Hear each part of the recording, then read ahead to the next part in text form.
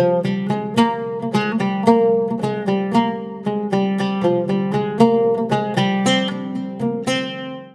Friends, welcome to great Indian kitchen. நம்ம இன்னைக்கு ரொம்ப டேஸ்டியான நல்ல முறுமுறுப்பான தட்டை எப்படி செய்கிறதுன்னு பார்க்க போகிறோம். இதை நீங்கள் ஸ்டோர் பண்ணி வச்சு 1 மந்த் வரைக்கும் கூட சாப்பிட்லாம், கெட்டு போகாமல் இருக்கும். அதே நேரத்தில் நமத்து போகாமல் நல்ல முறுமுறுப்பான தன்மையோடவே இருக்கும்.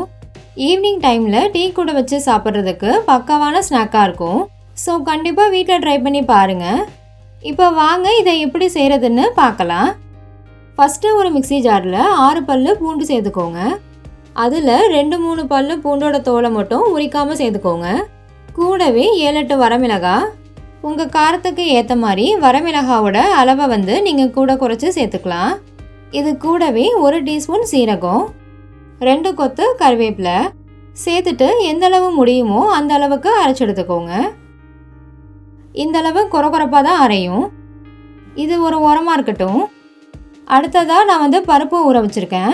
2 டேபிள் ஸ்பூன் கடலைப்பருப்பு, 2 டேபிள் ஸ்பூன் பாசிப்பருப்பு, ரெண்டையுமே நல்லா கழுவிட்டு தண்ணியில் 1 மணி நேரம் ஊற வச்சுருக்கேன். இது போட்டு தட்டை செய்யும் போது டேஸ்ட் ரொம்பவே நல்லாயிருக்கும். இப்போ இதையும் ஒரு ஓரமாக எடுத்து வச்சுருங்க. இப்போ ஒரு அடிகனமான பாத்திரம் எடுத்துக்கோங்க. அதில் 2 கப் அளவு தண்ணி ஊற்றி நல்லா சுட வச்சுக்கோங்க. இது கூட தேவையான அளவு உப்பு சேர்த்துக்கோங்க. நான் 2 டீஸ்பூன் தூள் உப்பு சேர்த்துருக்கேன். கூடவே 50 கிராம் அளவு பட்டர் சேர்த்துக்கோங்க. நீங்கள் பட்டருக்கு பதிலாக நெய் கூட சேர்த்துக்கலாம். நல்லா கலந்துட்டு பட்டர் முழுமையாக கரையிற வரைக்கும் வெயிட் பண்ணுங்க.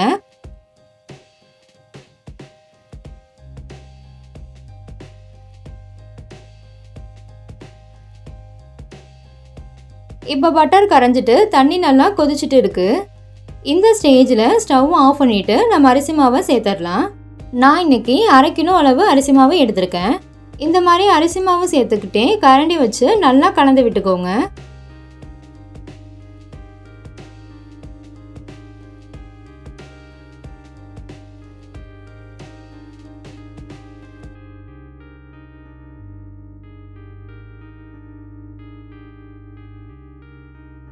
மாவு சேர்த்ததுக்கு அப்புறமா நல்லா மிக்ஸ் பண்ணிக்கோங்க.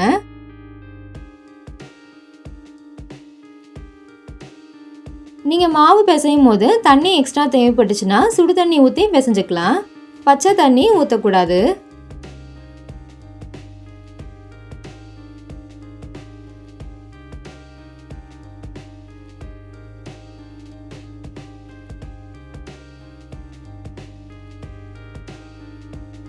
எந்த அளவு முடியுமோ நல்லா மிக்ஸ் பண்ணியாச்சு. இப்போ மூடி போட்டு மூடிட்டு இது வெதுவெதுப்பான சூடு வர வரைக்கும் அப்படியே விட்டுருங்க. ஒரு 10 நிமிஷம் இருந்தால் போதும். இப்போ ஒரு 10 நிமிஷம் ஆயிடுச்சு. மாவு வெதுவெதுப்பான சூட்டுக்கு வந்துருச்சு.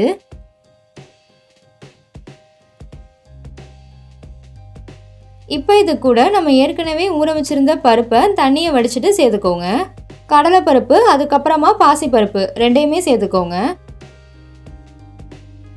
கூடவே நம்ம அரைச்சி வச்சிருக்கோம்ல மசாலா, அதை சேர்த்துக்கோங்க. இப்போ எல்லாத்தையும் சேர்த்து நல்லா மிக்ஸ் பண்ணிக்கோங்க.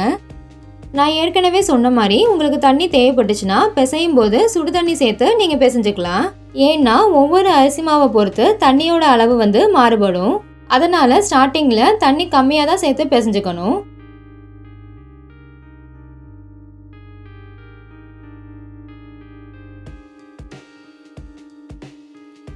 நல்லா மிக்ஸ் பண்ணியாச்சு. இப்போ பார்க்கும்போதே தெரியும் மாவு கொஞ்சம் ட்ரையாக இருக்க மாதிரி இருக்குது. அதனால் கொஞ்சமாக தண்ணி சேர்த்து நல்லா பிசைஞ்சுக்கோங்க. கண்டிப்பாக சுடு தண்ணி தான் சேர்க்கணும். அதுக்குன்னு தண்ணி ரொம்ப சூடாக இருக்கணும்னு அவசியம் இல்லை. கை பொறுக்கிற சூட்டுக்கு இருந்தால் போதும். நம்ம பூரி மாவு மாதிரி கொஞ்சம் டைட்டாக பிசைஞ்சு எடுத்துக்கணும். மாவு லூஸாக இருந்துச்சுன்னா எண்ணெய் குடிக்க ஆரம்பிச்சிடும். ஸோ கொஞ்சம் டைட்டாகவே பிசைஞ்சு எடுத்துக்கோங்க.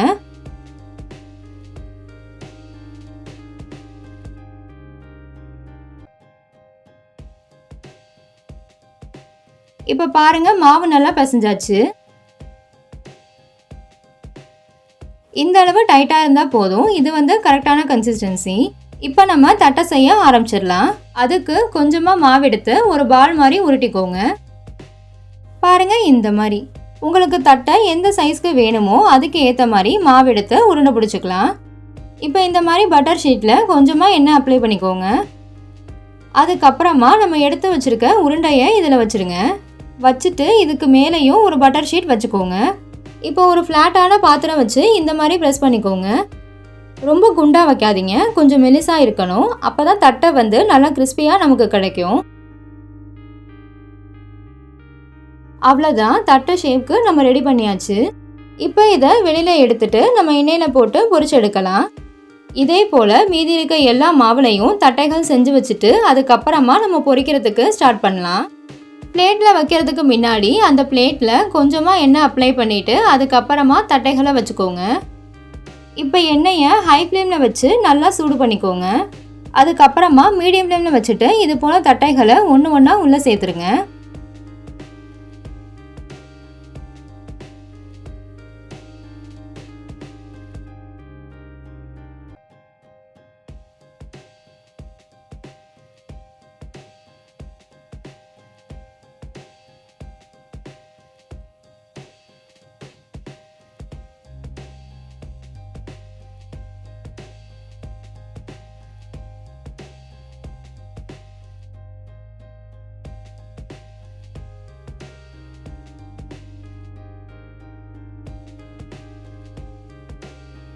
தட்டைகளை எண்ணெயில் சேர்த்த உடனேயே திருப்பி விடக்கூடாது.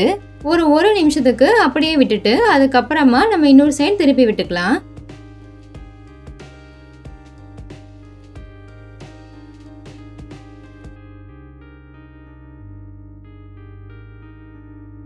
ரெண்டு பக்கமும் திருப்பி விட்டு நல்லா மொறுமொறுன்னு வர வரைக்கும் வெயிட் பண்ணுங்க.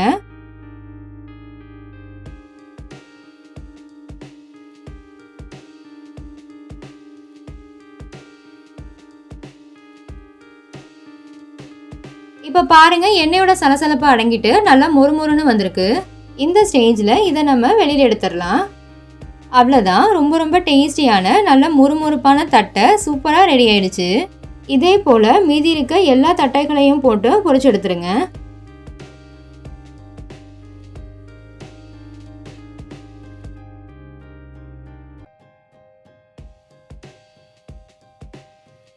இப்போ இதை நான் உடைச்சு காமிக்கிறேன். பாருங்க எவ்வளோ கிறிஸ்பியாக இருக்குது. பார்க்கும்போதே சாப்பிடணும் போல இருக்குல்ல. டேஸ்ட்டும் ரொம்பவே சூப்பராக இருக்கும். ஓகே ஃப்ரெண்ட்ஸ், இந்த வீடியோ உங்களுக்கு ரொம்ப பிடிச்சிருந்துச்சுல்ல? பிடிச்சிருந்தா லைக் பண்ணுங்கள், ஷேர் பண்ணுங்கள், சப்ஸ்கிரைப் பண்ணுங்கள். தேங்க்யூ, பாய்.